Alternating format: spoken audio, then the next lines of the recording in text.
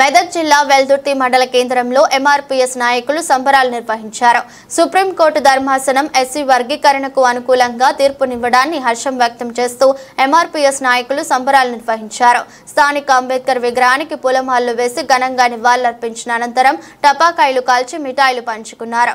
MRPS వ్యవస్థాపకులు మందకృష్ణ మాదిగ 30 సంవత్సరాల పోరాటం నేడు ఫలించిందని వారు సంతోషం వ్యక్తం చేశారు. ఎస్సీ వర్గీకరణకు అనుకూలంగా తీర్పునిచ్చిన సుప్రీంకోర్టు ధర్మాసనానికి కృతజ్ఞతలు తెలిపారు. ఎస్సీ వర్గీకరణ ద్వారా మాదిగ ఉపకులాలకు న్యాయం జరుగుతుందని తెలిపారు. ఈ కార్యక్రమంలో ఎంఆర్పీఎస్ రాష్ట్ర నాయకులు మాసాయిపేట యాదగిరి పాల్గొన్నారు. మాదిగ అమరవీరులకు ఈ తీర్పును అంకితమిస్తున్న విషయాన్ని గుర్తు చేస్తూ ఉన్నాం. మాదిగ అమరవీరుల అలా ఆశయాలను ఈరోజు సుప్రీంకోర్టు తీర్పు ద్వారా న్యాయం జరిగిన విషయాన్ని గుర్తు చేస్తూ అమరవీరులకు ఈ తీర్పు అంకితం చేస్తూ ఉన్నాం. జై మాదిగ, వర్ధిల్లాలి గౌరవ శ్రీ మందకృష్ణ మాదిగ గారి నాయకత్వం, వర్ధిల్లాలి మాదిగల ఐక్యత, వర్ధిల్లాలి మాదిగ మాదిగ ఉపకులాల ఐక్యత. జై మాదిగ, జై మాదిగ.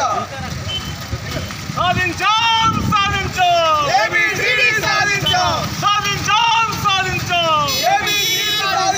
వర్ధిల్లాలి గౌరవ శ్రీ మందకృష్ణ గారి మాదిగ నాయకత్వం, వర్ధిల్లాలి గౌరవ శ్రీ మందకృష్ణ మాదిగ గారి నాయకత్వం. వర్ధిల్లాలి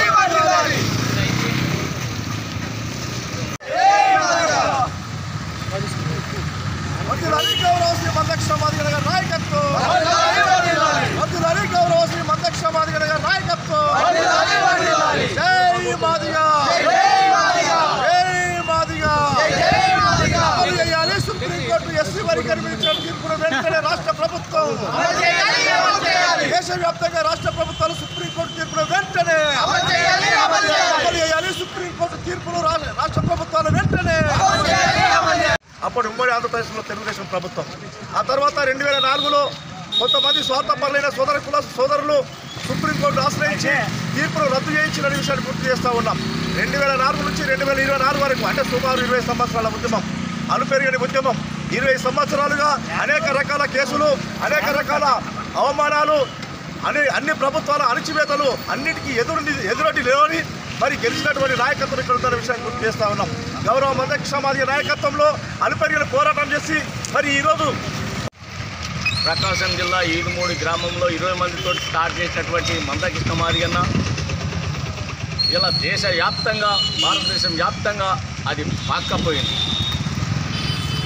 ఏబిసిడి వర్గీకరణ అంటే అర్థం ఏందనేది చాలామందికి తెలియకపోవచ్చు. అంబేద్కర్ రాసినటువంటి రాజ్యాంగం ప్రకారం రిజర్వేషన్ 15%, ఎస్సీలకు ఉండబడే 15% రిజర్వేషన్లు ఉన్న కులాలు, ఎస్సీలు అనబడేటోళ్ళు 59 కులాలు. ఏబిసిడి 4 వర్గాలకు చెందిన వాళ్ళు ఉంటారు.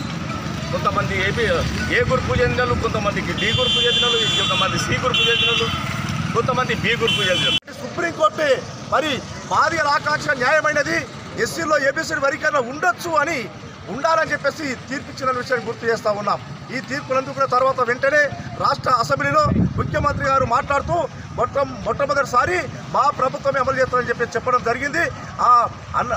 ముఖ్యమంత్రి గారు చెప్పినటువంటి మరి మాటని స్వాగతిస్తూ ఉన్నాం. దాన్ని తక్షణమే అమలయ్యే విధంగా చొరవ తీసుకోవాలని కూడా మేము డిమాండ్ చేస్తూ ఉన్నాం. సుప్రీంకోర్టు తీర్పును దేశవ్యాప్తంగా అమలయ్యే విధంగా ఖచ్చితంగా రాష్ట్ర ప్రభుత్వాలు చొరవ తీసుకోవాలని చెప్పి విజ్ఞప్తి చేస్తూ ఉన్నాం. ఏది ఏమైనా మరి 30 సంవత్సరాల సుదీర్ఘ ప్రయాణంలో, ఉద్యమ ప్రయాణంలో మేము సింధోడు ఎక్కడున్నాడు, మాస్టోడు ఎక్కడ ఉన్నాడు, వాళ్ళందరికీ రావాలని చెప్పేసి అన్న ఈ పోరాటం 30 ఏళ్ల నుంచి పోరాటం చేస్తే అన్న మేము భాగస్వామ్యులమై జైల్లోకి పోయి కొంతమంది అమరులై గాంధీ భవన్ కాలబెట్టి ఏబిఎన్ ఛానల్తో కాలబెట్టి అక్కడ అసెంబ్లీలో జాండ ఎగిరేసి అల్లమరణమై కొంతమంది అమరులైపోయారు. 30 ఏళ్లలో కొంతమంది అమరులై ఇప్పుడు